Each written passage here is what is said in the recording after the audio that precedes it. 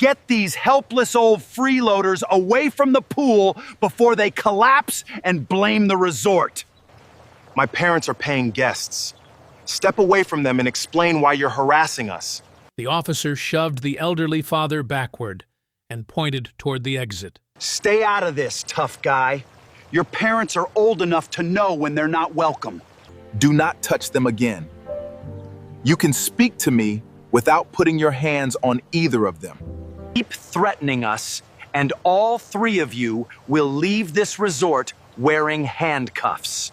Let my parents go right now, before you make this situation much worse.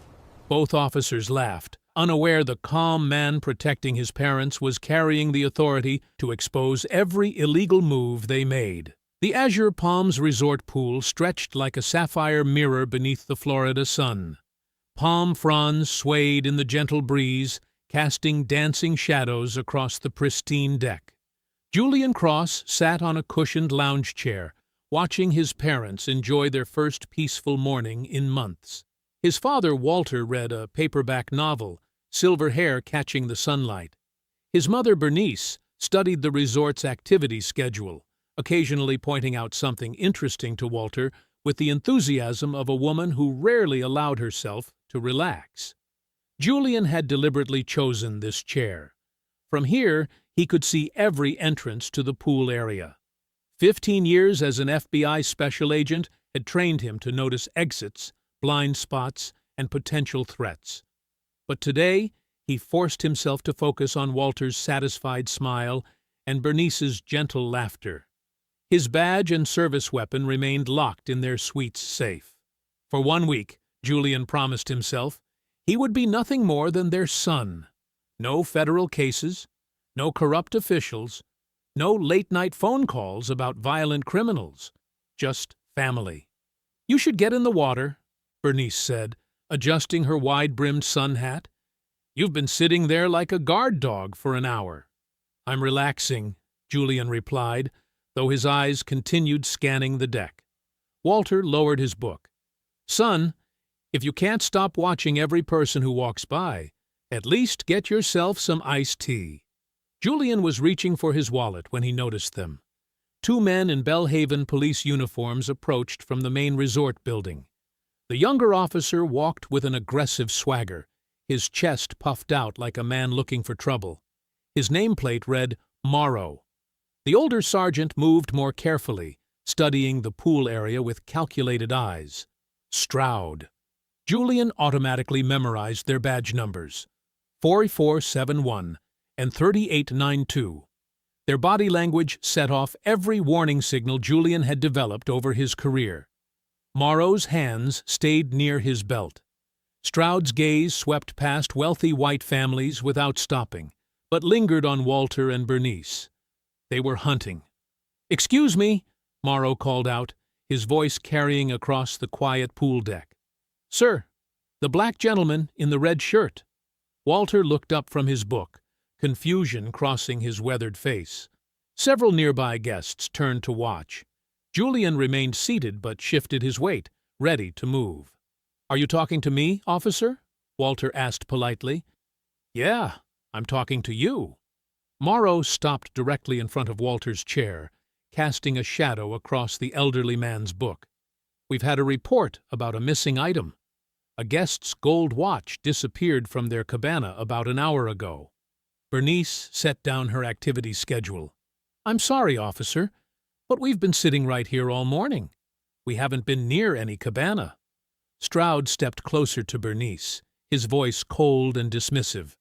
"Ma'am, I didn't ask you anything. When we need your opinion, we'll ask for it." Julian felt his muscles tense. He forced his hands to remain relaxed on the armrests of his chair. "Officers," Walter said, closing his book slowly, "I think there's been a misunderstanding. My wife and I have been here since breakfast.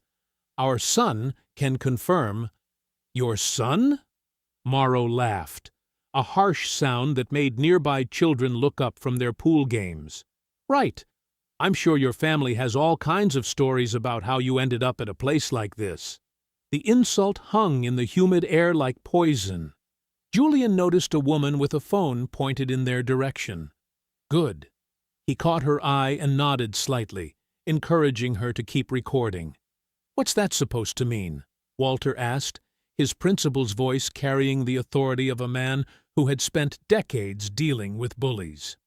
It means, Morrow said, stepping even closer, that people like you don't usually have the kind of money it takes to stay here, unless they find creative ways to pay for it. Bernice's face flushed with anger, but she kept her voice steady.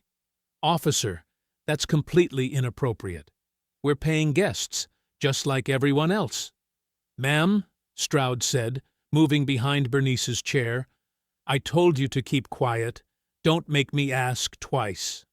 Julian watched Stroud position himself where he could grab Bernice if she stood up. A classic intimidation tactic.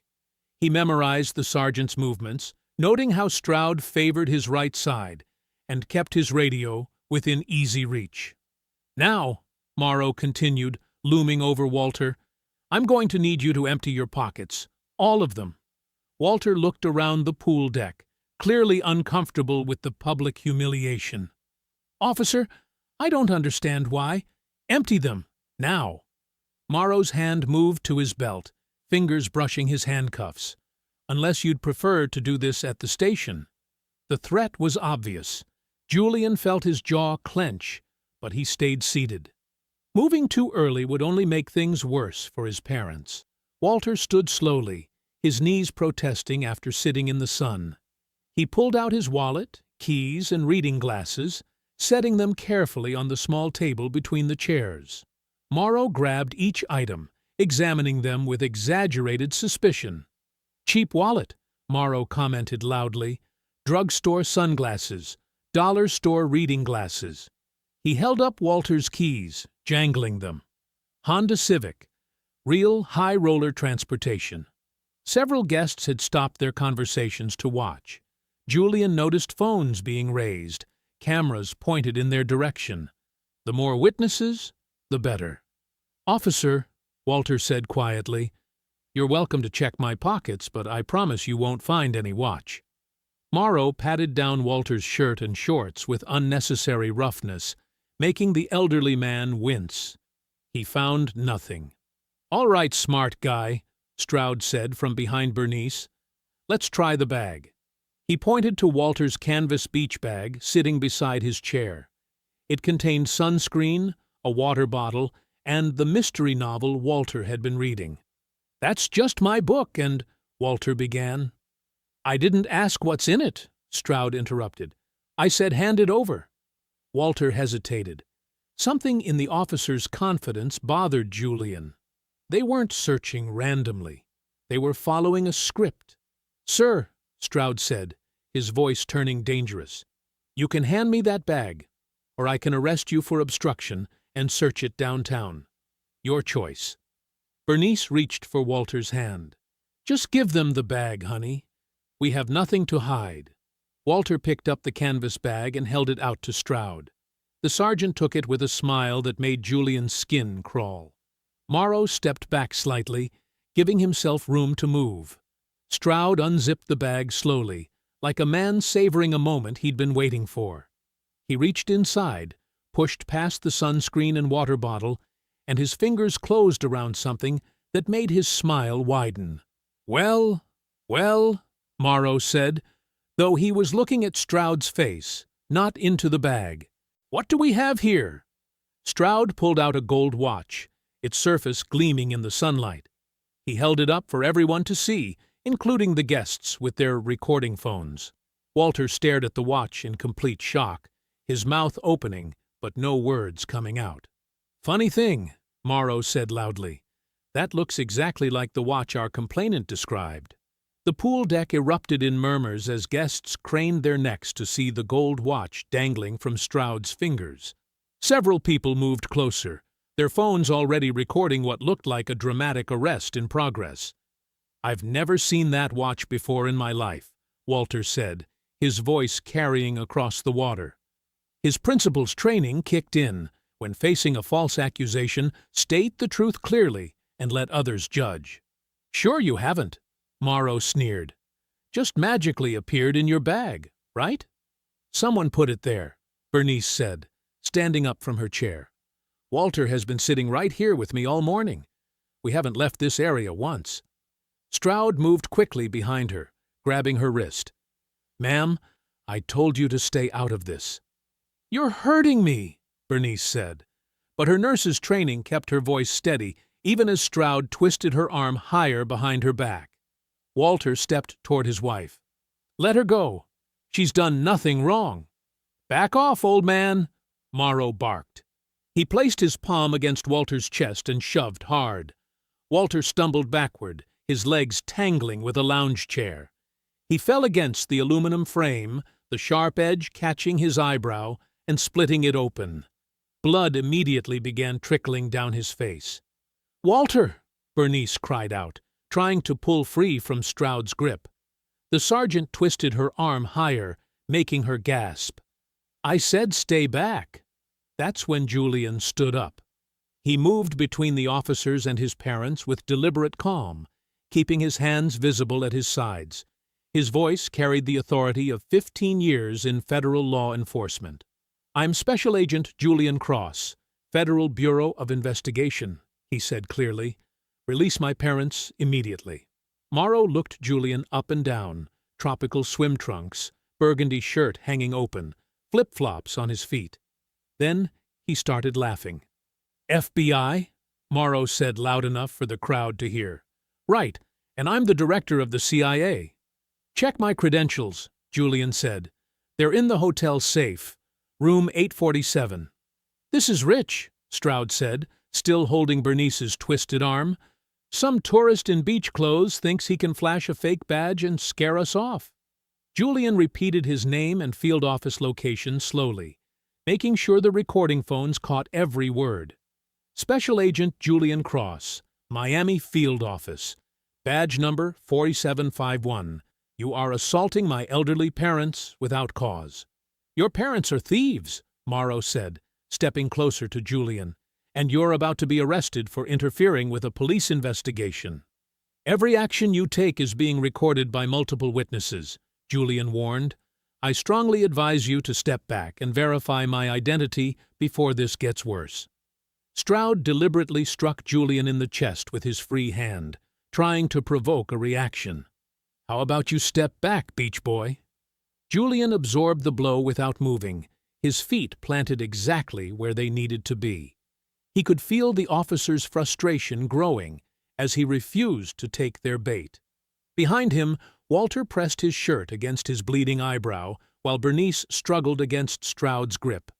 The crowd of guests had grown larger, their phones creating a semicircle of recording devices. Last warning, Julian said. Release them. Or what? Morrow reached for his weapon, drawing it from his holster. The barrel swept toward Walter, who was still trying to stop the bleeding from his forehead. Julian moved. In 3 fluid motions, he caught Morrow's wrist, redirected the gun barrel away from his father, and twisted the officer's arm until his grip loosened. The weapon clattered onto the concrete as Julian locked Morrow's wrist and drove him face first to the ground. Stroud released Bernice and charged from behind, but Julian had been counting on it. He pivoted at the last second, caught the sergeant's momentum, and slammed him back first against a poolside table. Julian's forearm pressed across Stroud's throat, pinning him in place. Neither officer had been punched. Both were completely controlled. Stay down, Julian said quietly to Morrow, who was groaning on the wet concrete. To Stroud, he added, don't move. The pool deck had gone completely silent except for the splash of water and the distant sound of sirens approaching. Nobody move! Hands where I can see them! The shout came from the resort's main entrance. Police Chief Garrett Voss strode onto the deck with 6 uniformed officers behind him, all with their weapons drawn. Everyone put your hands up. Now! Julian kept his position, one hand controlling Morrow on the ground, the other pinning Stroud against the table. He didn't move as Voss and his officers formed a semicircle around him. I said hands up, Voss shouted, his weapon trained on Julian's chest. Special Agent Julian Cross, FBI Miami Field Office, Julian called out clearly. These officers assaulted my elderly parents without cause. I defended them using minimal necessary force. Voss's eyes narrowed. Right. Another fake federal agent. Badge number 4751, Julian said, not moving from his position. Call the Miami Field Office. Ask for Assistant Special Agent in Charge, Malcolm Vane. He'll verify my identity. Chief, one of the younger officers whispered. Maybe we should check. Voss's jaw tightened, but he pulled out his radio. The pool deck remained silent as he made the call, his weapon still pointed at Julian. The conversation lasted 3 minutes. Julian watched Voss's expression change from skepticism to surprise to barely controlled anger. Release them, Voss said quietly. Julian stepped back from both officers, keeping his hands visible. Morrow rolled over, clutching his twisted wrist. Stroud straightened his uniform, his face flushed with embarrassment and rage. Voss holstered his weapon and approached Julian with a completely different demeanor. His voice became professional, almost respectful. Agent Cross, I apologize for the confusion. There appears to have been a misunderstanding. Your officers assaulted my parents, Julian said. That's not a misunderstanding. Dad? Bernice knelt beside Walter, examining the cut on his eyebrow. We need to clean this properly. Voss glanced at the crowd of recording phones, then back to Julian. Of course. We'll investigate this incident thoroughly. Morrow, Stroud, you're suspended pending a full review. What? Morrow struggled to his feet. Chief, we were following... Enough. Voss cut him off sharply. Report to the station. Both of you. Now. The two officers walked away, Morrow favoring his twisted wrist. Stroud shot one venomous look at Julian before disappearing through the resort entrance. Agent Cross, again, my sincere apologies, Voss said loud enough for the witnesses to hear. The Belhaven Police Department has zero tolerance for this kind of behavior. I'll need copies of all body camera footage from this incident, Julian said. Absolutely. Full cooperation. Voss's smile looked painted on. Whatever you need. A tall, silver-haired man in an expensive linen suit approached from the main building. Everything about him screamed money, from his perfectly tailored clothes to the way he carried himself like he owned everything in sight. I'm Everett Pike, the resort owner, he said, extending his hand to Julian. This is absolutely unacceptable. A complete misunderstanding that should never have happened on Azure Palms property. Julian didn't shake his hand. Misunderstanding? Clearly a case of mistaken identity, Pike said smoothly. I'd like to offer your family our penthouse suite for the remainder of your stay. Complimentary, of course, with our deepest apologies. We just want to know what happened, Walter said, still pressing his shirt against his cut eyebrow. Pike nodded toward the resort's security office. Let's review the footage immediately. Full transparency. 20 minutes later, they sat in Pike's air-conditioned office watching security monitors. The footage was crystal clear. At 10:47 a.m., a nervous-looking resort employee approached Walter's unattended beach bag while the family was in the pool. He glanced around, then quickly slipped something inside. Silas Reed, Pike said, his voice disgusted. One of our maintenance staff. The same footage showed Morrow and Stroud arriving exactly 12 minutes later, heading straight for Walter's bag, like they knew exactly what they'd find. Reed was brought to the office within minutes. He was a thin man in his early 30s with anxious eyes and trembling hands. I'm sorry, Reed said before anyone asked a question. Officer Morrow paid me $500 to plant the watch. Said it was just to scare some troublemakers into leaving town.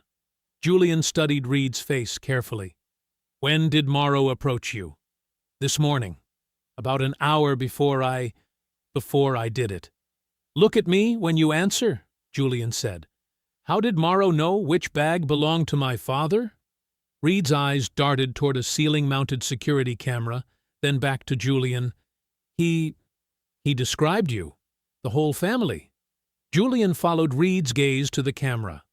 You keep looking up there. Why? I don't know what you mean. But Julian did know. Reed wasn't looking at Morrow in the footage. After planting the watch, he looked directly into that camera, as if confirming completion of a task for someone watching the feed. Pike dismissed Reed after his confession, promising full cooperation with any charges. Voss assured Julian that Morrow would be arrested for conspiracy and evidence tampering. We'll handle this properly, Agent Cross, Voss said. You have my word. But Julian noticed how Voss's jaw muscles kept twitching, how his forced politeness felt like a mask barely held in place. As the sun began setting over the pool, casting orange light across the water, Walter pulled Julian aside. Son, I need to tell you something, Walter said quietly. This morning, before breakfast, I was walking by the marina taking pictures. I saw something strange. What kind of strange? Walter glanced around, making sure they couldn't be overheard. Police officers unloading luggage from an unmarked van. Expensive suitcases, medicine bottles, jewelry, and I got pictures of Chief Voss supervising the whole thing. Walter led Julian into their upgraded penthouse suite, checking the hallway twice before closing the door. The luxurious room felt wrong now, too exposed, too many windows overlooking the marina where something dark was happening. Show me, Julian said. Walter pulled out his phone with shaking hands. I was just taking pictures of the sunrise. You know how your mother loves those. The first image made Julian's blood run cold. Chief Voss stood beside an unmarked white van at the marina loading dock. Everett Pike was there too, pointing toward something in the van's cargo area. 2 uniformed officers lifted expensive suitcases, while a third carried clear bags filled with medicine bottles. Keep going, Julian said. The next photograph showed Voss holding what looked like passports, while Pike examined jewelry spread across a makeshift table. Another officer dumped the contents of several purses into plastic bins. Jesus, Julian whispered. Walter scrolled to the final image. Pike was handing Voss an envelope thick with cash, while officers loaded the sorted items into different containers. Everything looked organized, professional, like they'd done this many times before. Dad, this is evidence of a major criminal operation. I thought it was strange, but I didn't want to jump to conclusions, Walter said. Then those officers came after us with that planted watch. Julian's mind raced. They weren't trying to frame you for theft. They needed an excuse to search our belongings and take your phone. But how did they know I had pictures? Security cameras. Someone was monitoring the marina, saw you taking photographs, and panicked. Julian studied the images again. The timestamp showed 6:23 a.m. Reed had planted the watch at 10:47 a.m., giving them over 4 hours to plan the frame job. I need to send these to my supervisor immediately, Julian said, taking the phone. He selected the clearest photograph showing Voss and Pike together, but deliberately blurred it slightly before transmitting. If there were corrupt elements in the local police, Julian wanted to control how much information they had access to. His phone rang within minutes. Julian, what is going on down there? Assistant Special Agent in charge. Malcolm Vane's voice was sharp with concern. Your message said emergency corruption investigation? Yes, sir. Local police chief and resort owner appear to be running some kind of theft ring. I have photographic evidence. Send me everything you have, right now. I'm uploading the remaining files as we speak, Julian lied. Sir, we need an emergency public corruption team down here immediately. Stay exactly where you are, Vane ordered. Don't leave that room for any reason. I'm sending federal protection, but it'll take a few hours to coordinate. What about local police? Can we trust any of them? Assume you can't trust anyone in uniform until my people arrive. Lock your door and sit tight. Julian hung up and turned to his parents. We need to... The lights went out. Emergency power kicked in for a few seconds, casting eerie red shadows across the suite, then died completely. The air conditioning stopped humming. Outside, Julian could see other resort buildings still blazing with light. "Someone cut power to just our building," he said. Heavy footsteps echoed in the hallway. Walter moved toward Bernice, but Julian held up his hand for silence. The door exploded inward. 3 men in dark clothes and ski masks burst through. The first one lunged toward Walter's phone, smashing it against the marble floor before Walter could react. "Get the woman," the second attacker growled. Julian stepped into the narrow hallway entrance, forcing them to come at him single file instead of surrounding him. The space was maybe 3 feet wide, perfect for controlling multiple opponents. The first man swung something metallic toward Julian's head. Julian ducked, grabbed the attacker's wrist, and used his momentum to slam him into the hallway wall. The weapon, a tactical baton, clattered across the floor. The second man tried to push past toward Bernice, but Julian caught him by the collar and drove his knee into the man's solar plexus. The attacker doubled over, gasping. The third man had a knife. He slashed toward Julian's chest in the cramped space. Julian twisted away, but the blade caught him across his ribs, slicing through his shirt and into his skin. Hot blood spread across his side. "Julian!" Bernice screamed. The knife-wielding attacker pressed his advantage, backing Julian toward the suite's main room where the others could surround him. Julian grabbed a heavy lamp from a side table and swung it like a club, catching the man across his temple. The attacker stumbled backward. Walter appeared behind the second attacker, who was still bent over trying to breathe. The 72-year-old retired principal grabbed the man's shoulders and hauled him away from Bernice with surprising strength. "Go! Go!" Walter shouted. The first attacker Julian had slammed into the wall was getting back to his feet, blood streaming from his nose. He grabbed Bernice's arm, trying to drag her toward the shattered door. Julian launched himself across the room, ignoring the fire in his ribs. He caught the man's wrist and twisted until something popped. The attacker screamed and released Bernice. The third man, the one with the knife, was heading for the service stairs at the far end of the hallway. "You should have left Belhaven quietly," he called over his shoulder. "Now it's too late." His footsteps echoed down the stairwell as the other 2 attackers stumbled after him, one clutching his broken wrist, the other still struggling to breathe properly. Julian pressed his hand against his bleeding ribs and listened. Sirens were approaching from multiple directions, growing louder by the second. "They're coming back," Bernice whispered. "Not the masked men," Julian said grimly. "Police." Julian pressed a pillowcase against the knife wound while his parents worked frantically behind him. The gash across his ribs burned like fire, but it wasn't deep enough to be life-threatening. "How bad is it?" Walter asked, shoving the dresser against the splintered door frame. "I'll live." Julian wrapped the makeshift bandage around his torso, pulling it tight. "But we can't stay here." Bernice grabbed towels from the bathroom and stuffed them into the gaps around the barricaded door. "Those sirens are getting closer." Heavy boots thundered through the hallway outside. Julian counted at least 6 different sets of footsteps, maybe more. Radios crackled with coded police chatter. "Federal agents, my ass!" Someone laughed in the corridor. Julian's blood went cold. That wasn't the voice of honest backup. A fist pounded on their door. "This is Chief Voss, Belhaven Police Department. Open up immediately." "We're federal witnesses," Julian called back.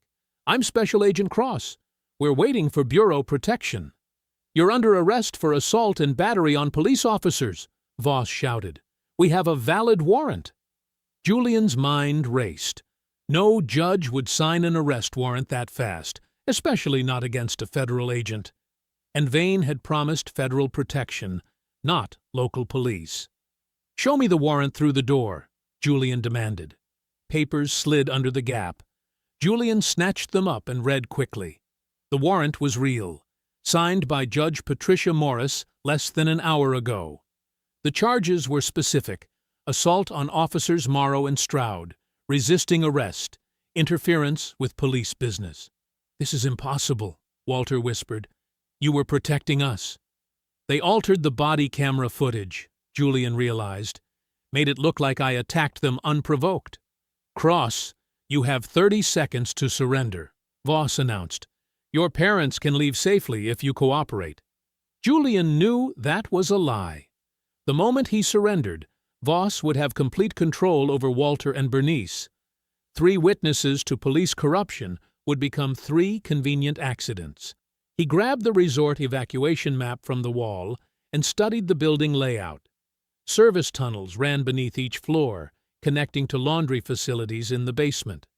"There," Julian pointed to a housekeeping passage marked near the back of their floor.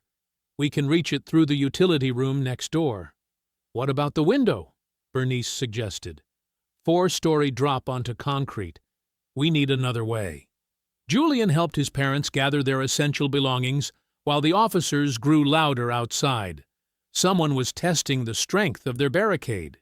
"Time's up, Cross," Voss called. "We're coming in." Julian led his parents into the bathroom and opened the utility access panel. The passage beyond was narrow but navigable. Emergency lighting cast dim red shadows along the walls. They crawled single file through the cramped space, while boots kicked at their suite door behind them. The dresser scraped across the floor as officers forced their way inside. "They're gone," someone cursed. "Check the balcony." No blood trail on the concrete. They went through the building. Julian guided his parents down a service stairwell that smelled of industrial soap and bleach. The laundry level stretched out before them, filled with massive washing machines and folding tables. "Cross family?" They spun around. A woman in her early 40s stood near the loading dock, wearing jeans and a Belhaven police windbreaker.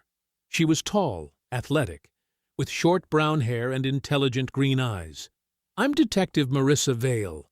She held up her badge carefully. "I saw what really happened at the pool today." Julian kept his hand near his waistband, wishing he had his service weapon. "How do we know you're not with Voss?" "Because I've been documenting complaints against him for 3 years," Marissa said. "Excessive force, evidence tampering, harassment of tourists. But I never had proof linking him to Pike until tonight." She gestured toward a white linen van parked outside the loading dock. "I can get you out of here, but we need to move fast. They're sealing all the resort entrances." Julian made a quick decision. Trust was a luxury they couldn't afford, but staying meant certain capture. "Let's go." Marissa drove them through the resort service area while patrol cars blocked the main gates. Julian sent a quick message to Vane with their direction and destination, hoping his supervisor could coordinate proper federal protection. As darkness settled over the mangrove roads outside Belhaven, Marissa glanced in her rearview mirror and frowned. "We've got company," she said quietly. Unmarked police SUV, no headlights. The unmarked SUV slammed into the van's rear doors with a metallic crunch that threw everyone forward. Julian grabbed his parents' shoulders and pulled them down onto the floor between the seats. "Stay low," he ordered. "Don't lift your heads." Marissa gripped the steering wheel as the SUV rammed them again, harder this time. The van's back window exploded into a spider web of cracks. Through the darkness, Julian could see 2 figures silhouetted in the pursuing vehicle. "Morrow and Stroud," Marissa said through gritted teeth, "probably think they can finish what they started at the pool." The narrow mangrove road twisted ahead like a snake. Spanish moss hung from ancient cypress trees, creating a tunnel of shadows. Marissa accelerated into a sharp bend, her tires screaming against the asphalt. The heavier SUV couldn't match her turning radius. It swung wide, clipping a guardrail with a shower of sparks. Morrow overcorrected, sending the vehicle sliding toward the drainage ditch. Marissa seized the advantage. She yanked the wheel left and shot through a gap in a chain-link fence that Julian almost missed. An old maintenance gate, hidden by overgrown palmetto bushes. "How did you know about that?" Julian asked. 3 years of back-road surveillance, Marissa replied. "You learn every shortcut when you're watching Dirty Cops." The van bounced across a rutted dirt path that wound between abandoned construction equipment and rusted fuel tanks. Behind them, the SUV's headlights swept frantically along the main road, searching for their exit point. "They'll figure it out soon enough," Walter said quietly. "Those officers don't look like they give up easy." "No," Marissa agreed, "but this buys us time." She drove them to an isolated rental house near Bellhaven's old water tower. The single-story structure sat on stilts above a marshy lot, connected to solid ground by a narrow boardwalk. No neighbors, no streetlights, perfect for hiding witnesses. Inside, Marissa flicked on a single lamp and pulled cardboard boxes from a bedroom closet.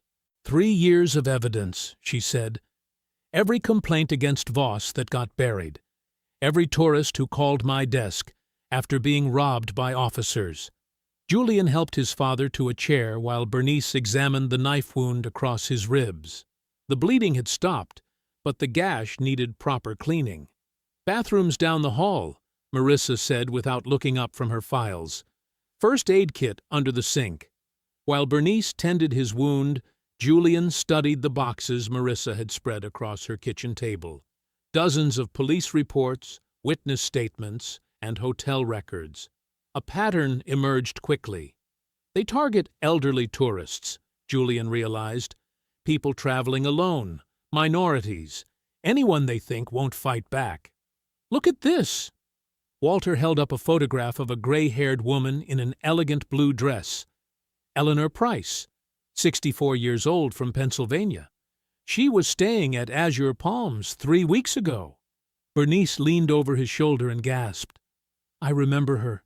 She was sitting alone in the dining room yesterday morning. Someone had grabbed her wrist hard enough to leave finger marks. She said she'd fallen, but I could tell she was lying." "Eleanor never made it home," Marissa said grimly. Her daughter filed a missing person report. Said her mother was supposed to call when she reached Orlando International Airport.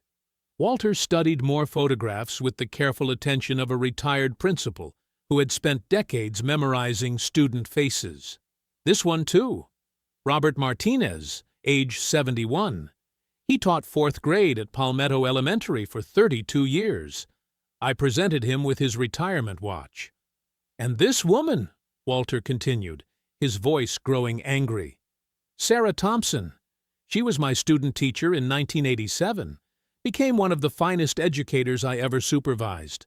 They arrested her for possession of cocaine that mysteriously appeared in her resort bathroom." Julian felt his jaw tighten.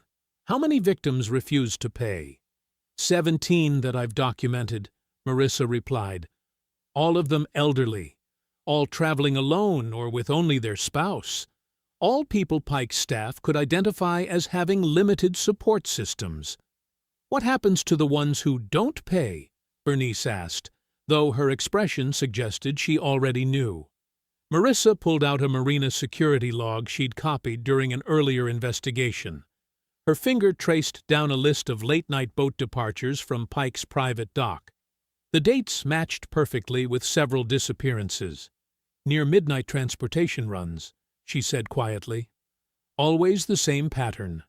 Unmarked police van arrives at the marina. Cargo gets loaded onto Pike's yacht. The boat returns empty 3 hours later." Julian secured the house's perimeter while processing what they'd learned. Motion sensors on the boardwalk, curtains drawn tight, cell phone signals blocked to prevent tracking. The rental was registered under a false name Marissa had used for undercover work.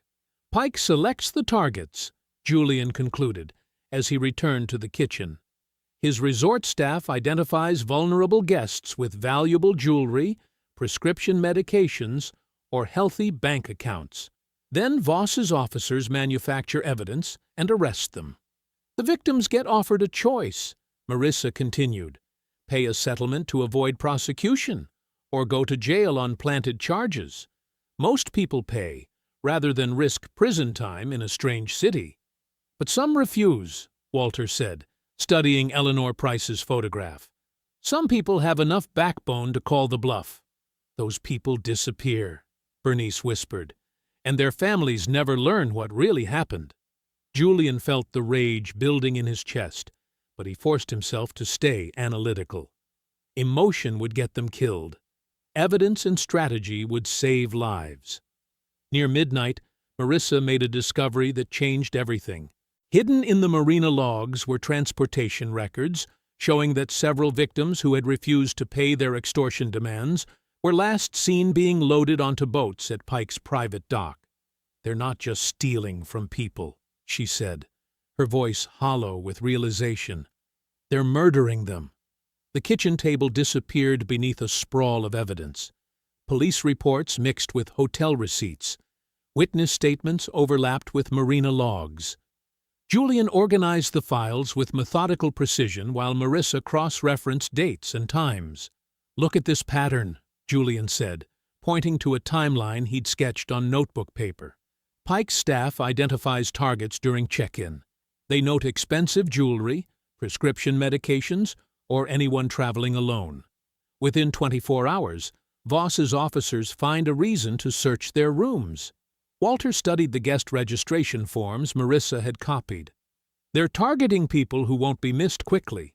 Retirees traveling between family visits. Widows taking their first vacation alone. People with enough money to make extortion profitable. Bernice pulled out the photographs Walter had taken near the marina. She compared the prescription bottles visible in the images to missing person reports Marissa had gathered. "This medicine belongs to Eleanor Price," she said, tapping a bottle of heart medication. "And this diabetes medication matches Robert Martinez's prescription. Julian, these aren't random thefts. They're taking medicine that keeps people alive. Which means the victims are already dead," Julian concluded grimly. "Pike's operation isn't just stealing property, they're murdering anyone who refuses to pay." Marissa spread out copies of the marina security logs. 17 people have vanished after refusing settlement offers.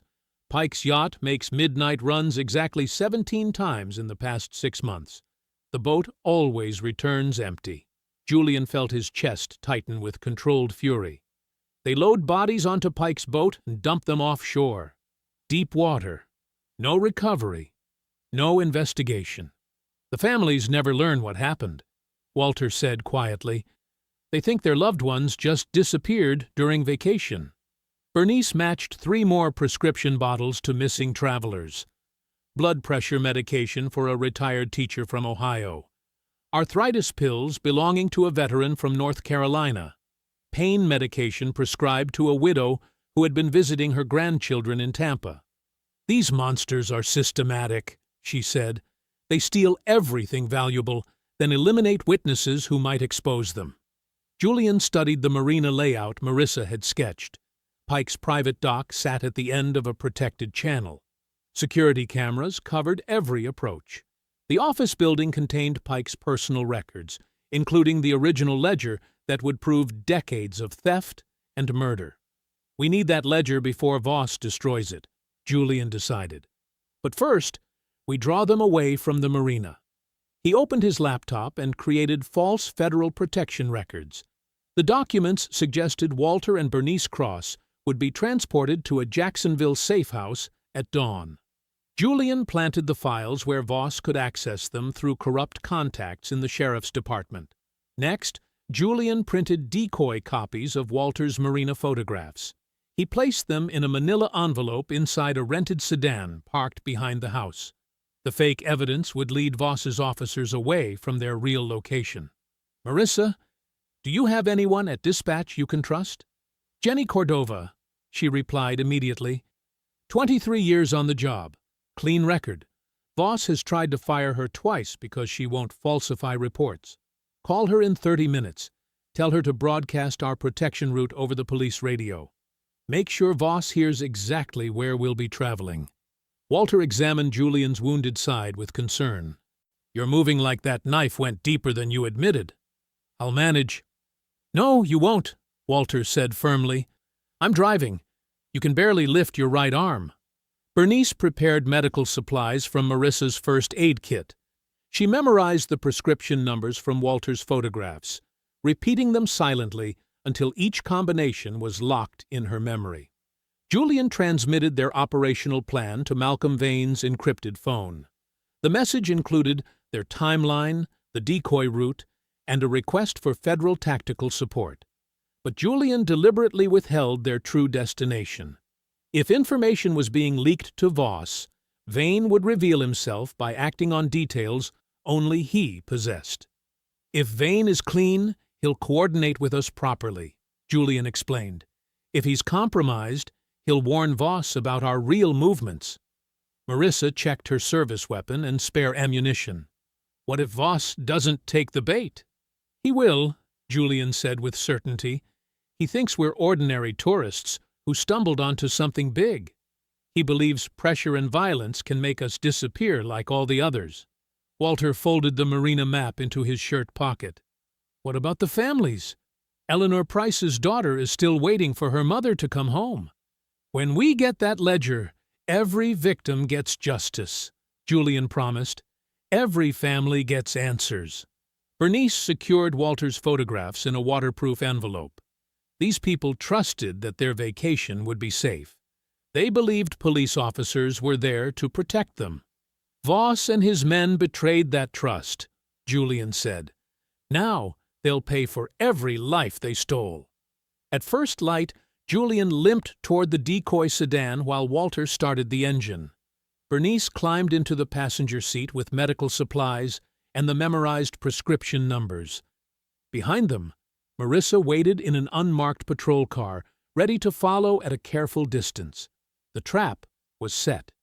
Dawn painted the coastal highway in shades of orange and gold as Walter gripped the steering wheel with steady hands. The sedan's engine hummed beneath them, carrying the Cross family toward what they hoped would be safety. In the passenger seat, Bernice kept her eyes fixed on the side mirrors, watching for any sign of pursuit. 3 vehicles, she said quietly. Black SUVs. They're moving faster than traffic. Julian twisted in the back seat despite the sharp pain in his side. Through the rear window, he counted 6 men spread across the approaching vehicles. That's Morrow's unit. Stroud's driving the lead SUV. Walter's knuckles whitened on the wheel. How did they find us so quickly? Someone told them exactly where we'd be, Julian said grimly. The implications hit him like a physical blow. Only Malcolm Vane had received their complete protection route. His own supervisor, the man he'd trusted with 15 years of cases, had sold them out.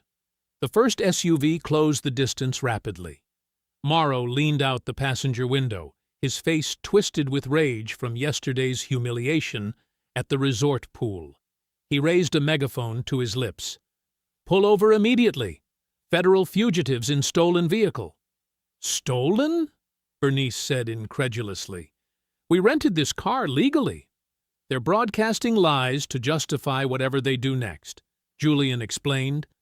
He pressed his hand against his wounded side, feeling fresh blood seep through the bandage. "Dad, when I tell you to turn, don't hesitate." The lead SUV surged forward and slammed into their rear quarter panel. The impact sent their sedan skidding toward the right shoulder, where orange construction barriers lined the roadway. Walter fought the wheel, keeping them from spinning out. "Again!" Morrow shouted from the SUV. "Ram them into the barriers." Stroud's vehicle struck them harder this time. The sedan's rear bumper crumpled, and sparks flew as metal scraped against asphalt. Walter managed to straighten their course, but the construction zone was narrowing ahead. Concrete barriers funneled traffic into a single lane approaching the Belhaven River drawbridge. Julian studied the bridge timing board mounted beside the roadway. "That bridge opens for boat traffic every hour on the half-hour. It's 7:28 now." 2 minutes, Walter calculated. Less than that. The warning lights are already flashing. Bernice watched the pursuit vehicles spreading out behind them. "They're trying to surround us before the bridge." The drawbridge ahead began its slow, mechanical rise. Traffic backed up quickly as cars stopped at the safety gate. But Julian noticed something the pursuing officers had missed: a narrow maintenance lane that ran alongside the main roadway. "Dad, see that service road on the right? Take it. Now." Walter yanked the wheel hard right just as Stroud's SUV prepared for another ramming strike. Their sedan bounced over rough pavement and into the maintenance lane. Behind them, Stroud couldn't adjust in time. His SUV shot past their turn and crashed directly into the rising section of the drawbridge. The impact was devastating.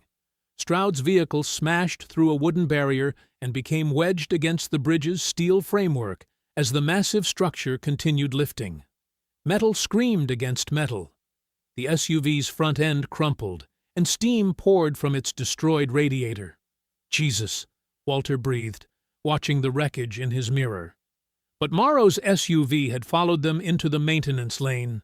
The officer's face was purple with fury as he accelerated toward their damaged sedan. "He's not stopping," Bernice warned. Julian spotted a chain-link gate ahead that blocked the service road. "Dad, clip that gate support post. Knock it down behind us." Walter aimed for the gate's weak point and struck it perfectly. The chain-link barrier toppled backward, its metal frame tangled with concrete posts. Morrow's SUV hit the obstruction at full speed and flipped sideways into a drainage ditch. "Everyone out," Julian ordered as Walter stopped beneath the bridge's concrete span. "We abandoned the car here." Bernice immediately pressed fresh gauze against Julian's side. Blood had soaked through his shirt during the chase. "That wound reopened. You're losing too much blood. I can manage." "No, you can't," she said firmly, applying steady pressure. "Hold still." Julian studied Marissa's survey map while his mother worked.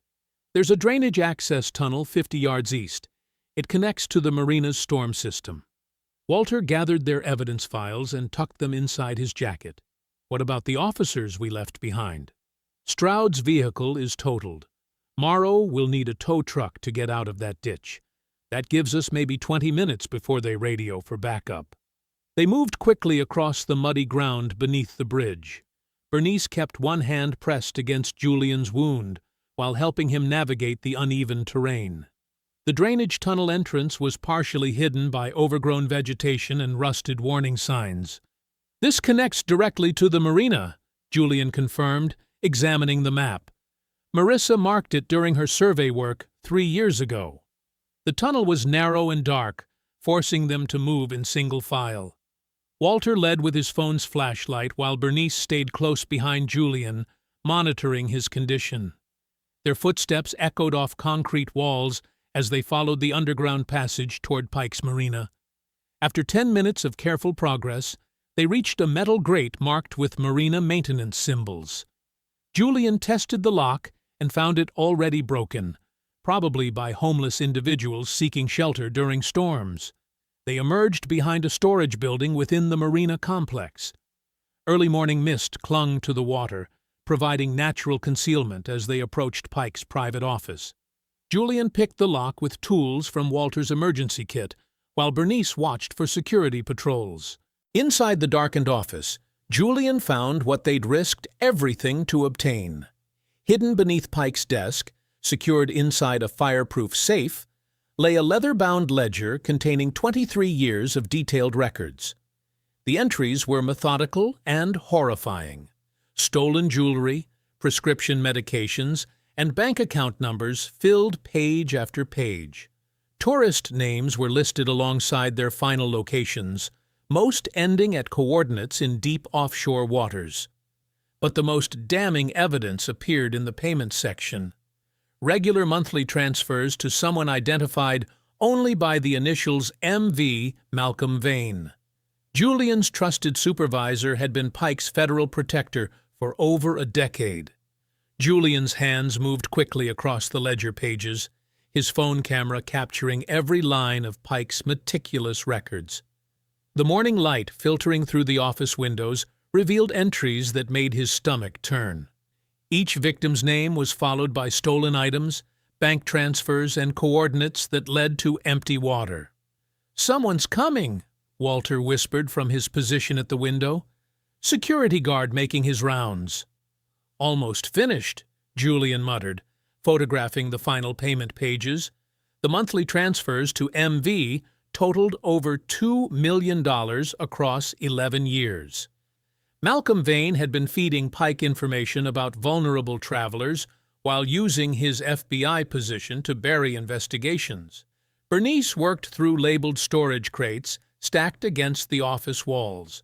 Her medical training helped her identify prescription bottles, but what she found was far worse than stolen medication. Each crate contained personal belongings that told stories of vanished lives. "Julian, look at this," she called softly, holding up a silver bracelet. This belonged to Eleanor Price, the widow from the dining room. Her initials are engraved inside. Walter joined them, examining the bracelet.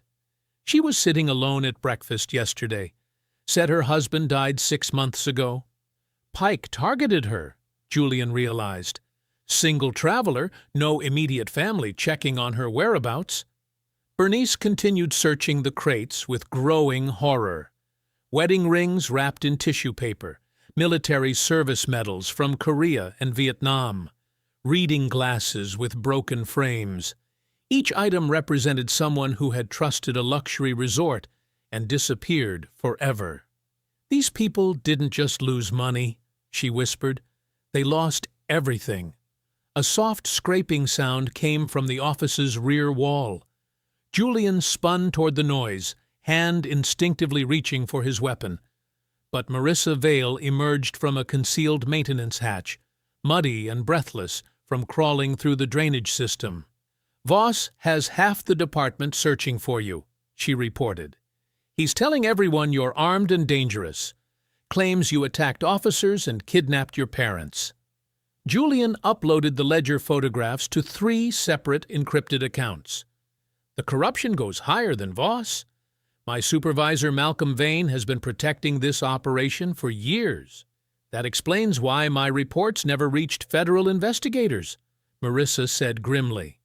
Julian transmitted copies of the ledger to Vane's official FBI account, then activated delayed release protocols for his backup evidence. If he didn't check in every 12 hours, the files would automatically reach federal prosecutors, news organizations, and victim families. "We need to get you out of Belhaven before—" Marissa stopped, noticing scratch marks around a floor hatch near Pike's desk. "That wasn't there during my last surveillance." Julian examined the hidden entrance. Fresh scuff marks suggested recent use. This leads somewhere Pike doesn't want discovered. They pried open the hatch, revealing stairs descending into a refrigerated warehouse beneath the marina. The air grew cold as they climbed down, their breath visible in the artificial chill designed to preserve evidence or silence witnesses. "Oh my God!" Bernice gasped. 3 elderly prisoners sat chained to metal chairs in the warehouse center. Eleanor Price looked up with hollow eyes, her silver hair matted and her resort clothing torn. Beside her, an elderly black man in a military veteran's cap struggled to lift his head. The 3rd captive, a frail woman with prescription bottles scattered at her feet, appeared barely conscious. "Mrs. Price," Bernice rushed to examine the captives. "We're here to help you." Eleanor's voice was barely audible. "The resort owner, Pike, he said I would disappear like the others if I didn't give him my bank information." Julian's phone rang as Marissa worked to unlock the chains. Malcolm Vane's name appeared on the screen. "Julian, thank God you're safe." Vane's familiar voice carried false relief. "I have a federal tactical team 15 minutes out from Belhaven. Get your parents to Marissa's rental house immediately. We are extracting all of you within the hour." The Marina utility vehicle's engine rumbled beneath them as Walter navigated the winding road toward the rental house. Julian sat beside his father, constantly checking the mirrors while Bernice tended to Eleanor Price in the back seat. The elderly woman trembled despite the Florida heat, her fingers clutching Bernice's hand like a lifeline. "You're safe now," Bernice whispered, though her own voice carried traces of doubt. "We're getting you out of here." Ahead of them, Marissa's sedan carried the other 2 rescued captives. The military veteran had given his name as Samuel Washington, a Purple Heart recipient whose monthly pension deposits had attracted Pike's attention. The third prisoner, Margaret Torres, remained barely responsive after days of forced medication designed to keep captives compliant. Julian's phone buzzed with another message from Malcolm Vane. The tactical team's arrival time kept changing. First 15 minutes, then 30, now an hour delayed by unexpected roadblocks. Each delay felt calculated, deliberate. "Something's wrong with this," Julian muttered, watching Marissa's brake lights flash 3 times, their agreed signal for all clear. The rental house sat quietly among tall pines, exactly as they had left it. No police vehicles in sight, no federal convoy approaching. Walter parked behind Marissa's sedan and helped Eleanor from the back seat. Her legs barely supported her weight after days chained in the cold warehouse. "I need to examine all 3 captives properly," Bernice said, guiding Eleanor toward the house. "Check for injuries, dehydration, drug interactions." Julian swept the perimeter while Marissa helped Samuel Washington from her vehicle. The old soldier moved with dignity despite his ordeal, straightening his veteran's cap and refusing assistance he didn't absolutely need. "Spent worse nights in Korean foxholes," Washington said quietly, "but these bastards stole my grandson's college fund." Inside the house, Bernice spread medical supplies across the kitchen table. Her trauma nurse training took over as she checked pulses, examined pupils, and cataloged the systematic abuse Pike had inflicted on his prisoners. "Margaret needs immediate hospital care," she reported. "They've been forcing sedatives into her system for days." A black SUV pulled into the driveway. Malcolm Vane emerged alone, his FBI jacket crisp despite the humid morning. Julian stepped onto the porch to meet his supervisor, noting how Vane's eyes swept the property like he was already familiar with its layout. "Where's the tactical team?" Julian asked. "Delayed by Voss's roadblocks," Vane replied smoothly. "The chief has half his department surrounding Bellhaven's exits. We need to move fast." Julian studied his mentor's face. "I never told you about the drainage tunnel." Vane paused on the porch steps. "What tunnel?" "In my report, I mentioned we used service passages to escape the resort. I never specified which ones or how we accessed them." Vane's expression remained neutral. "Julian, stress can affect memory. You transmitted quite detailed—" "I never transmitted details about the tunnel system," Julian interrupted, "but you mentioned it specifically during our last phone call." Inside the house, Marissa looked up from helping Margaret Torres drink water. She had heard enough conversations with federal supervisors to recognize the tone creeping into Julian's voice. Something was wrong. Vane stepped through the doorway with practiced confidence. "Julian, we don't have time for paranoia. My people need to extract these witnesses before—" His hand moved with sudden violence. The gunshot exploded through the quiet house as Marissa spun backward, blood spreading across her chest. She collapsed behind the kitchen counter as Eleanor Price screamed. Vane's service weapon shifted toward Bernice before anyone could react. He wrapped his arm around her throat, pressing the barrel against her temple. "Nobody moves," Vane commanded, "or the nurse dies first." Walter stepped protectively toward his wife, but Julian caught his father's arm. Vane's positioning was too good, too practiced. This wasn't panic or desperation. "MV," Julian said quietly. "Malcolm Vane." "Very good," Vane smiled without warmth. "Though it took you longer than I expected to connect those initials." Julian's mind raced through 11 years of cases, reports, and dead-end investigations. "You've been feeding Pike information about vulnerable travelers. Wealthy retirees stupid enough to vacation alone," Vane confirmed. "Federal databases made targeting so much easier. Cross-reference recent deaths of spouses, inheritance records, prescription medications, travel patterns. Pike's operation increased profits by 300%, once I started providing proper intelligence. Bernice remained perfectly still against Vane's grip, but her eyes found Julian's. She was calculating something, reading the room with the same medical precision she had once used in trauma wards. "You leaked our vacation plans," Julian realized. The moment Walter reserved that specific room, Vane nodded. Overlooking Pike's marina operations, I had to assume he would photograph something eventually. Julian kept his hands visible, studying angles and distances. "The pool incident was your design. I told Voss you were an arrogant federal employee who needed humiliation. Morrow and Stroud believed they were dealing with some pencil pusher from Washington." Vane's grip tightened on Bernice. "They had no idea you could fight back. You wanted me discredited, suspended, disgraced, stripped of credibility before you could expose anything." Vane's tone carried professional disappointment. "But you had to be the hero, didn't you? Had to protect Mommy and Daddy instead of taking your beating like a good little agent." Walter's face flushed with rage, but Julian caught his father's eye. "Wait, not yet." Vane reached into his jacket and withdrew a small device. With practiced efficiency, he deleted files from Julian's phone and activated an electromagnetic pulse that destroyed the Marina Ledger's data. 11 years of evidence," Vane said, dropping the smoking ledger pages into the kitchen sink. "Gone." Car doors slammed outside.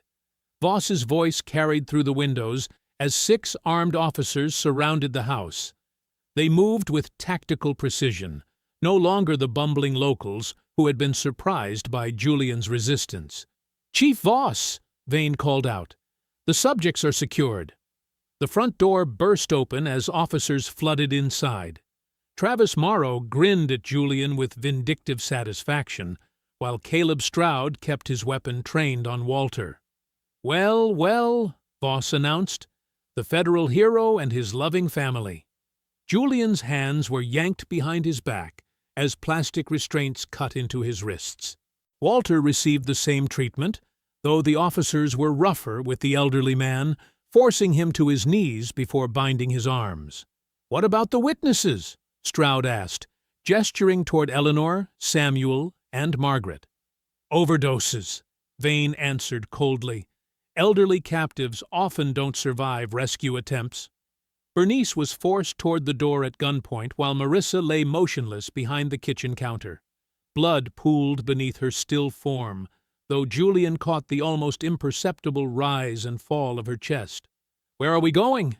Julian demanded as officers pushed him outside. "Shipping terminal," Voss replied. "Nice and private. Perfect place for a disgraced federal agent to have a violent breakdown." The black SUVs waited in the driveway like hearses. Julian was shoved into the first vehicle while his parents were separated into the second.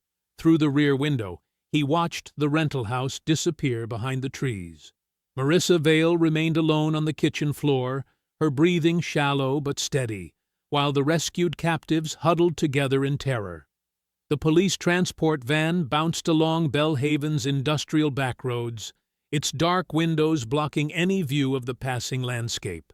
Julian sat between 2 officers in the cramped rear compartment, his wrists bound behind his back with plastic restraints that cut deeper with every pothole. The metal bench was slick with humidity and old sweat. Walter and Bernice occupied the opposite bench, flanked by Morrow and Stroud.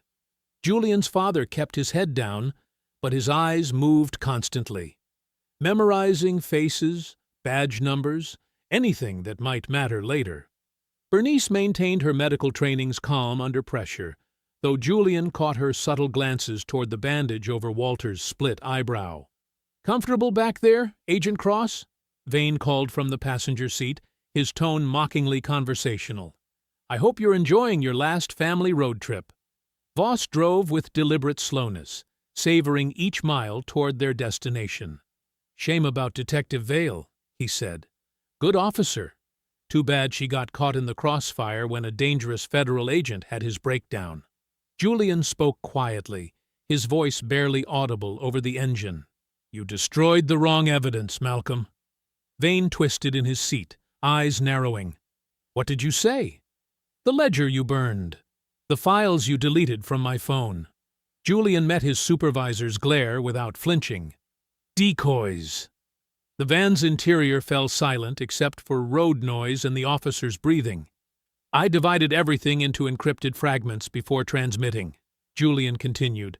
Standard protocol when dealing with potential corruption at supervisory levels. Vane's face darkened with rage. You're lying. Bernice memorized the prescription bottle numbers from the captive's medications, Julian said, nodding toward his mother. Cross-referenced with the Marina manifests you never found. Bernice lifted her chin slightly, confirming the statement without words. Her decades of trauma nursing had trained her to remember precise pharmaceutical details under extreme stress. Walter photographed the access cards Pike's men used at the loading docks, Julian added. One of those cards is still hidden beneath his bandage. Walter's eyes flicked upward toward his forehead, where gauze covered the cut Morrow had inflicted. The small rectangular shape was barely visible beneath the medical tape, but Julian had noticed it during their brief reunion at the rental house. Even if that's true, Voss snarled. You're all dead in 30 minutes. Evidence doesn't matter when there's nobody left to testify.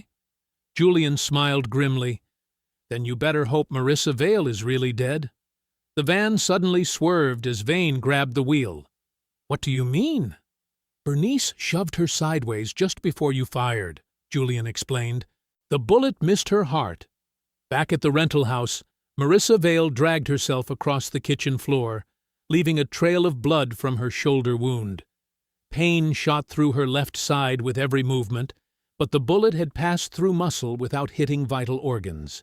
She reached the cabinet where Julian had shown her the concealed emergency transmitter. Her fingers found the hidden switch, activating the device with shaking hands. The encrypted evidence fragments automatically unlocked and transmitted to the Jacksonville FBI field office, the Florida Department of Law Enforcement, and 3 separate news organizations. Julian's careful preparation ensured multiple backup systems in case his primary contact was compromised. The van pulled through the gates of Belhaven's abandoned shipping terminal, past rusted warehouses and broken loading equipment. Massive cranes cast long shadows across empty concrete platforms that stretched toward the harbor. Voss parked beside a weathered building marked Bay 7. The structure reeked of diesel fuel and rotting fish, its windows boarded with salt-stained plywood. End of the line, he announced.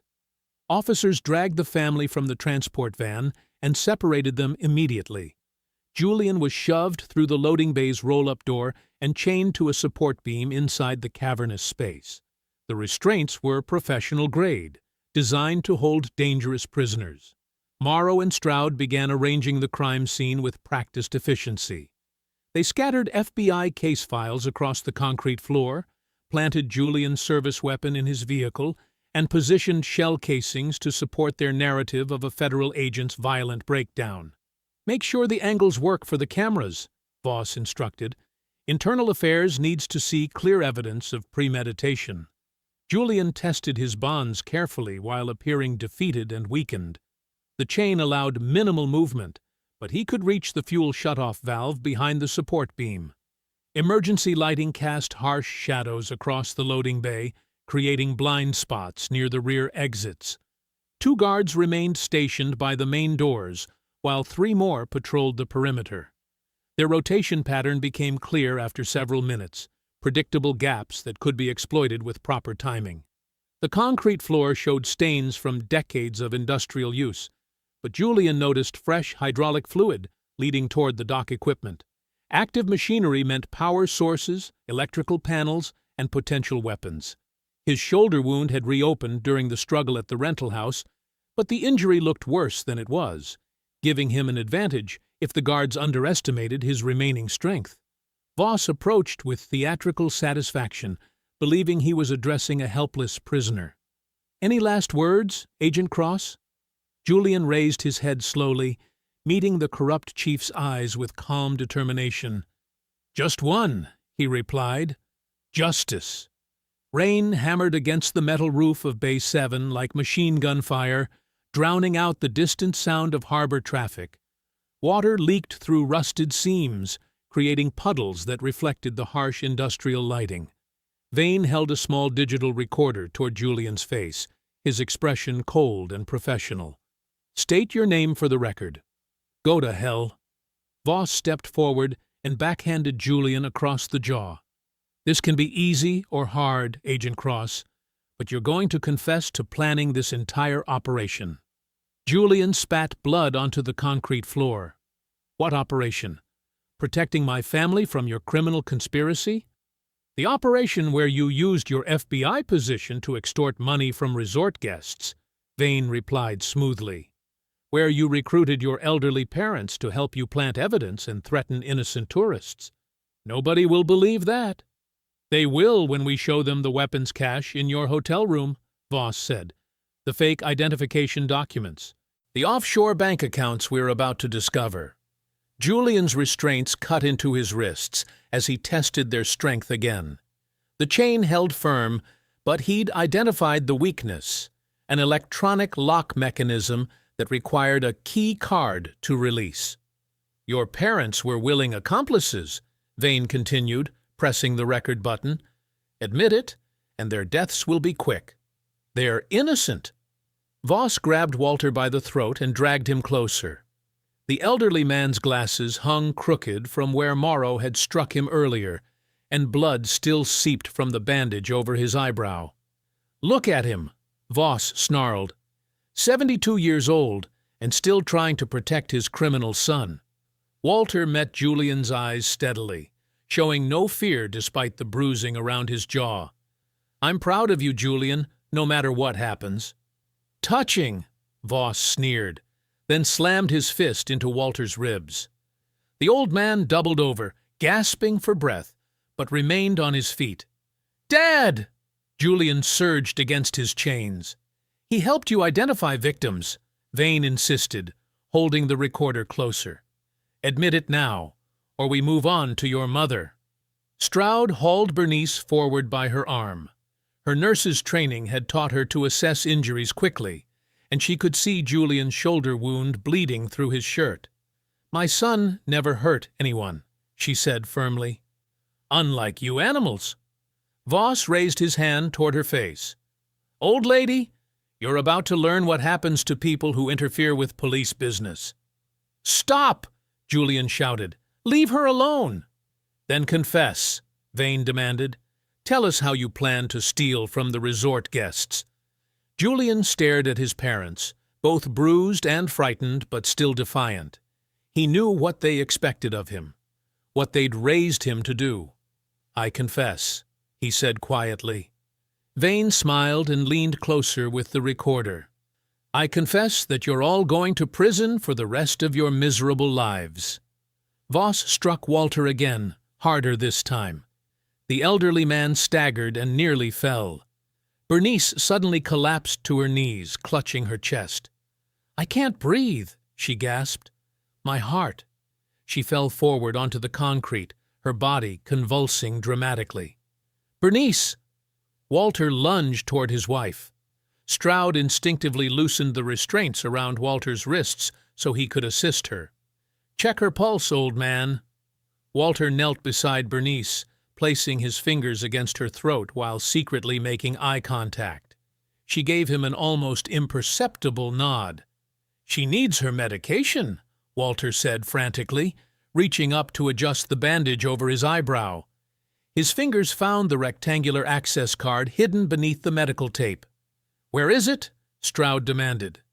"Hotel room," Walter lied, palming the card as he pretended to check Bernice's breathing. The guard stepped closer, distracted by the medical emergency. Walter rose slowly, the access card concealed in his fist, and moved toward Julian's support beam. "Help her," he pleaded, drawing attention away from his movements. Julian caught his father's eye and saw the small plastic rectangle. He shifted his position to block the guard's view as Walter pressed the card against the electronic lock. The mechanism clicked softly. Julian's chains fell away. He exploded into motion, driving his shoulder into Stroud's chest and slamming the man backward into a wooden shipping barrier. The impact splintered the aged lumber, and Stroud collapsed among the broken planks. Morrow spun toward the commotion, reaching for his weapon. Julian caught his wrist and twisted hard, feeling bones crack. The gun skittered across the wet concrete. "You picked the wrong family," Julian growled, driving his knee into Morrow's solar plexus. The officer doubled over, gasping. Julian grabbed him by the collar and threw him against a metal storage cage. Bernice sprang to her feet with surprising agility for someone having a heart attack. She slammed the cage door shut and engaged the lock, trapping 2 confused officers inside. "I feel much better," she announced.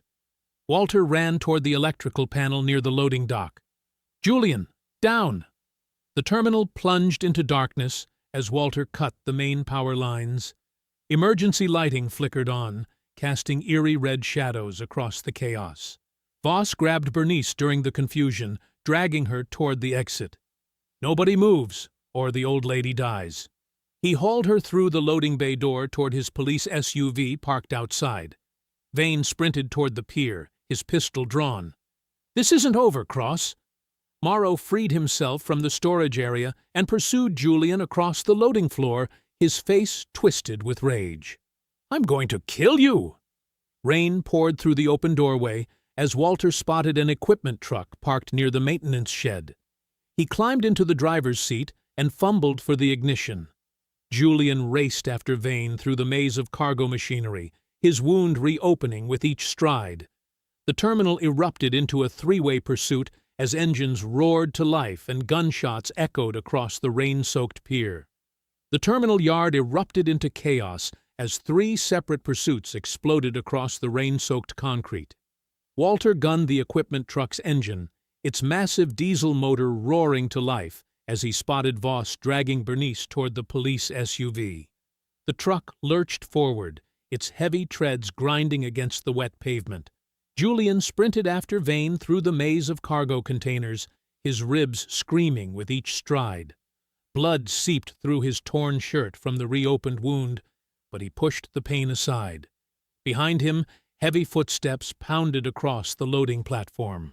Morrow caught him at the steel railing overlooking the marina. The officer's tackle drove Julian against the metal barrier with bone-jarring force. His injured ribs exploded in agony as Morrow's shoulder slammed into his side. "You think you're better than us?" Morrow snarled, driving his fist into Julian's wounded torso. "Rich boy federal agent coming to our town?" Julian absorbed the blow, feeling his knees buckle.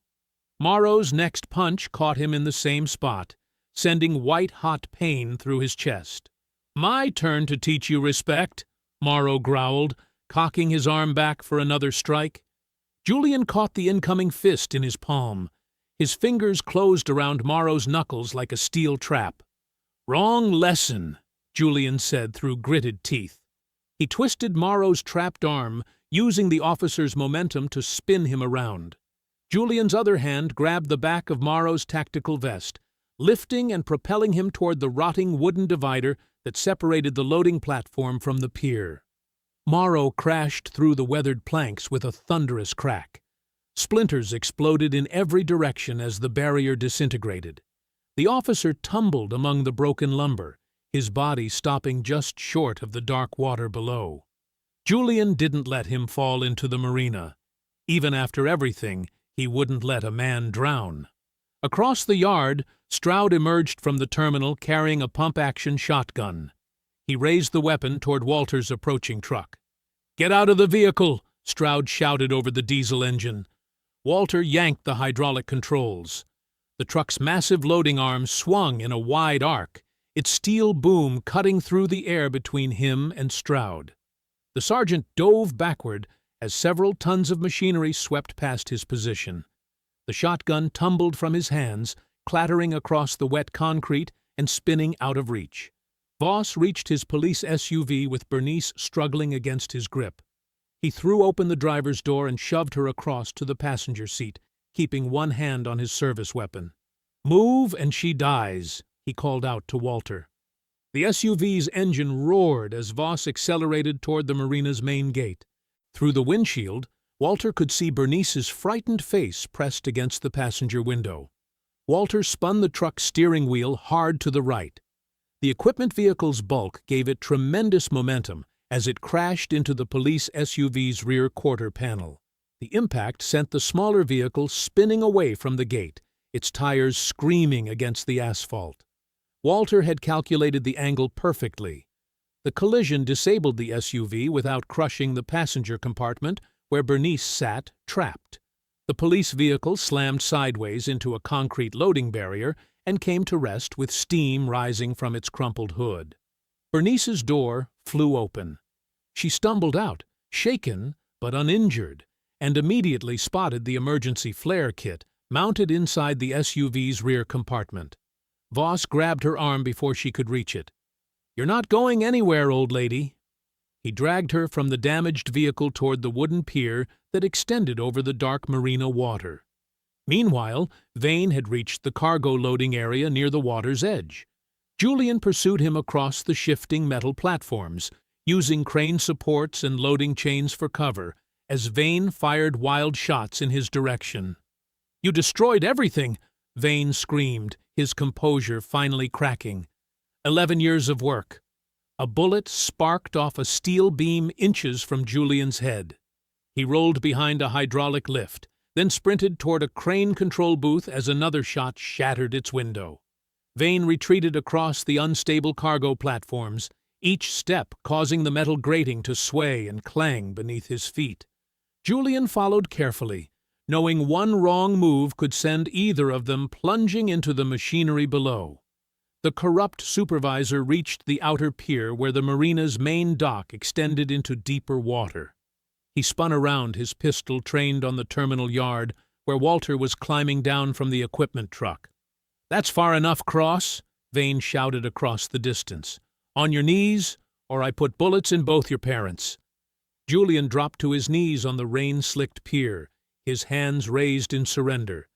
Blood seeped through his shirt from the knife wound across his ribs.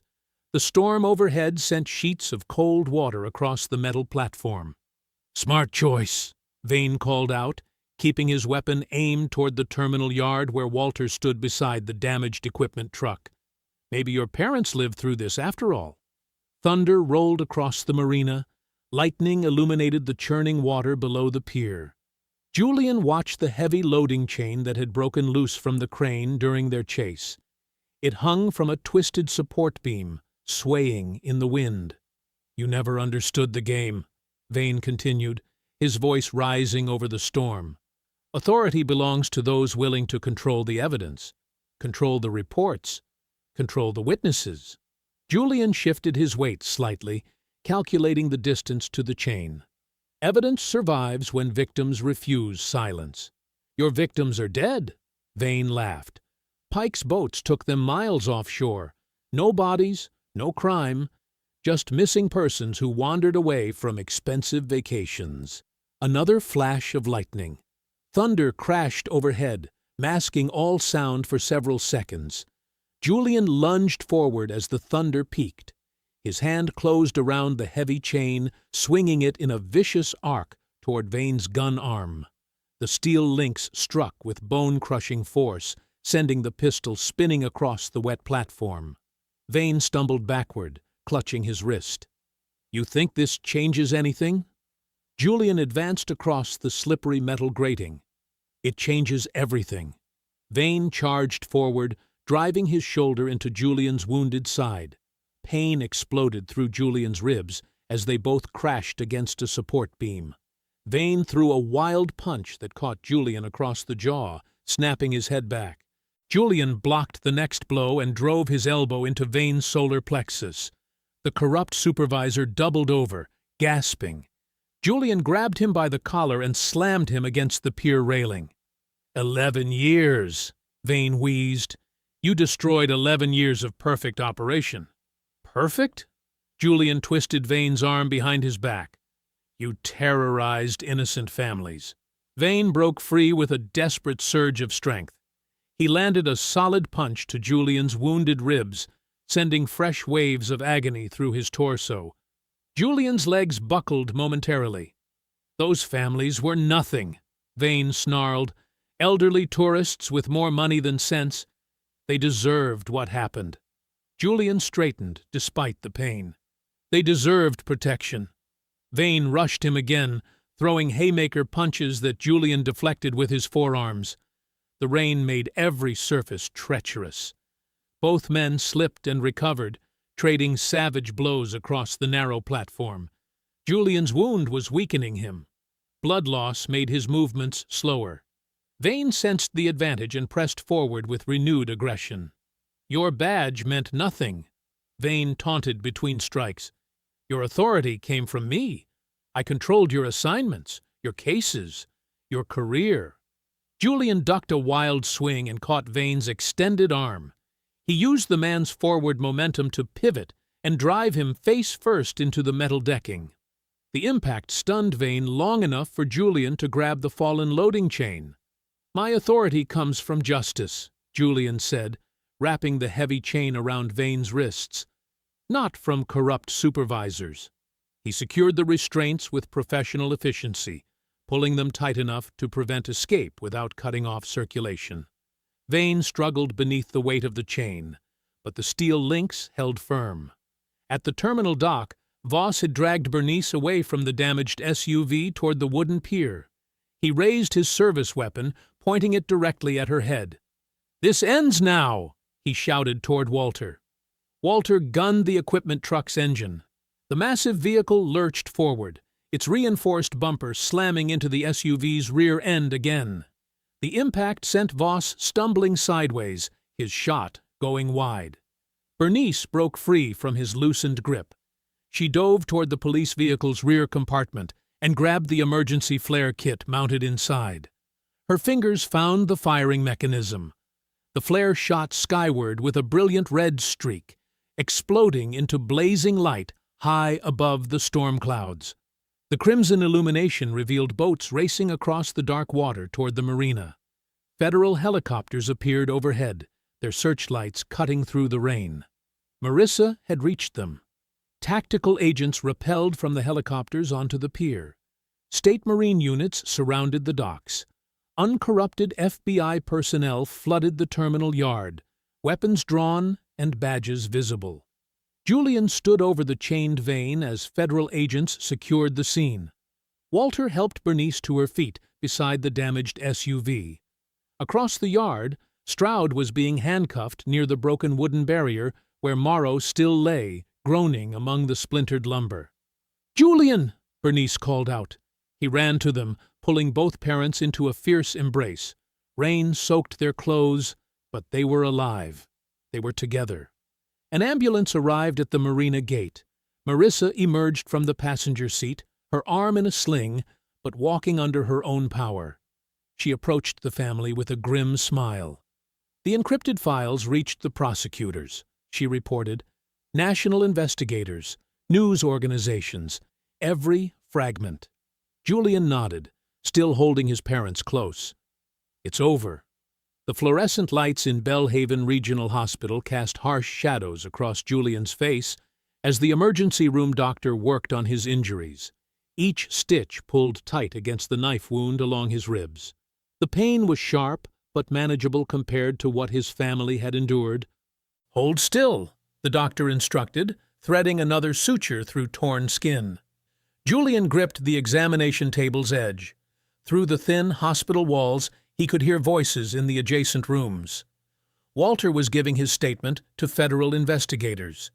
Bernice was helping identify stolen prescription medications found in the marina warehouse. Marissa sat in the hallway, her arm properly bandaged, coordinating with state prosecutors who had driven through the night from Tallahassee. Detective Sarah Mills from the Florida Department of Law Enforcement knocked on the door frame. "Agent Cross? We need your statement when you're finished." Julian nodded. 5 more minutes. The rescued captives filled 3 hospital rooms.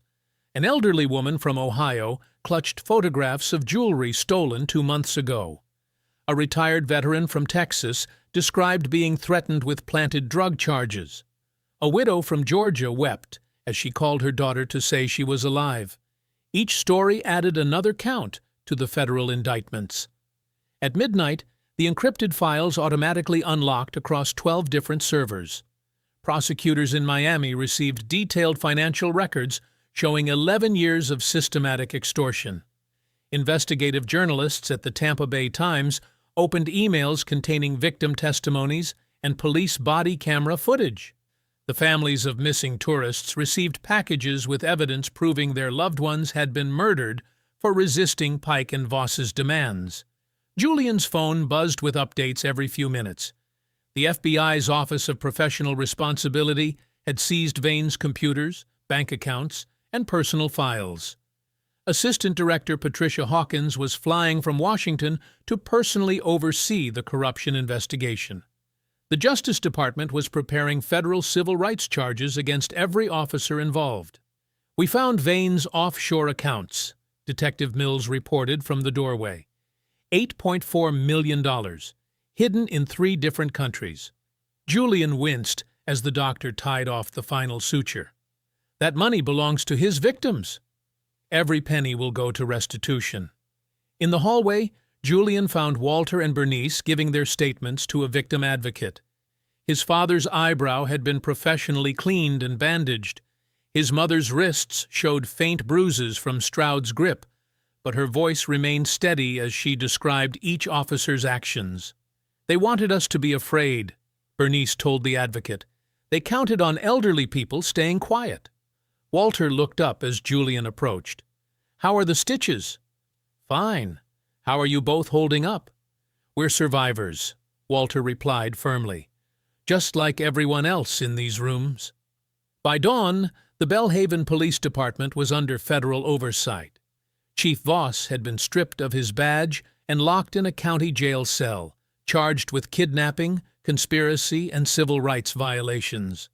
His department's computers were seized, revealing years of falsified reports and destroyed evidence. Morrow and Stroud faced additional charges of attempted murder and evidence tampering. Their body cameras had recorded their crimes, despite attempts to delete the footage. Federal digital forensics specialists recovered everything. Pike's Azure Palms Resort was closed by federal marshals. Yellow tape surrounded the marina where stolen property had been stored and shipped. Asset forfeiture specialists began cataloging boats, vehicles, and bank accounts connected to the criminal enterprise. The investigation expanded beyond Belhaven.